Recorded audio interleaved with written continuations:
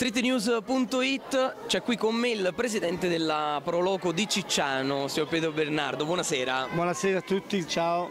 Stasera in giuria, vero? Sì, veramente, sono stato chiamato in giuria come presidente, non come presidente della Proloco, ma come tronista di Uomini e Donne per una mezza apparizione in TV. Che ha suscitato, possiamo dire, l'attenzione di tutto il pubblico paesano ovviamente, perché ovviamente l'hanno ritrovato, solitamente lo vedono in altre vesti, invece Pietro, ecco. Infatti mi hanno convocato qui come giuria di Pietro di Uomini e Donne, non come presidente Proloco. E quindi stasera dobbiamo scegliere la modella, quella giusta.